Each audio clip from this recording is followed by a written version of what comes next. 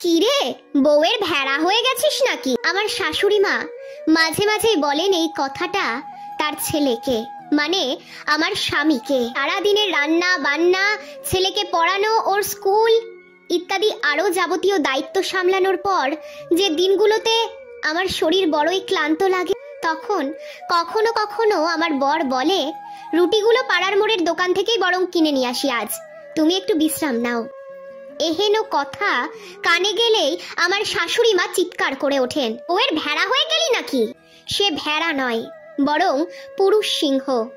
এটা প্রমাণ করতেই বোধহয় বলে বসে, হ্যাঁ মা ঠিকই বলেছো, তুমি একটু কষ্ট করে ম্যানেজ করে নাও আজকে। আমার ননদ শিউলির বিয়ে হলো রিসেন্টলি, বর অনির্বাণ।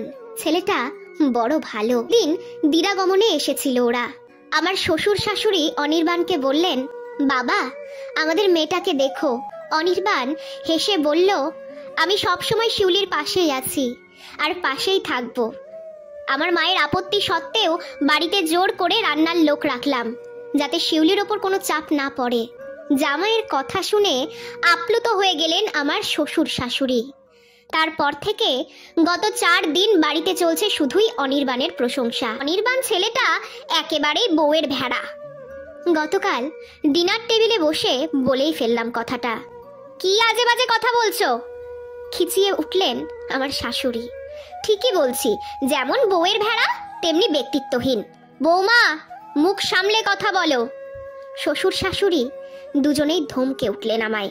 কেন মা, আমার শরীর খারাপ করলে আপনার ছেলে বাইরের রুটি আনতে চাইলেই তো সে বউয়ের ভেড়া হয়ে যায় আপনার কথায়। তাহলে অনির্বাণ মায়ের আপত্তি সত্ত্বেও বাড়িতে রান্নার লোক বহাল করলো, শুধু যাতে বউয়ের ওপর চাপ না পড়ে তাই। তাহলে আপনার যুক্তি অনুসারেই তো সে আরো বড় বউ ভেড়া। সব সময় অশান্তির ভয়ে চুপ থাকা আমিও গতকাল মুখ খুললাম। সেদিন আর কেউ কিছু বললেন না, চুপচাপ খেয়ে উঠে গেলেন। আজ সকালে রান্নাঘর থেকে শুনলাম শাশুড়ি তার ছেলেকে বলছেন, বৌমার শরীর খারাপ করলে রুটিটা এবার থেকে বাইরে থেকে নিয়ে আসিস, আমার আর কোনো আপত্তি নেই।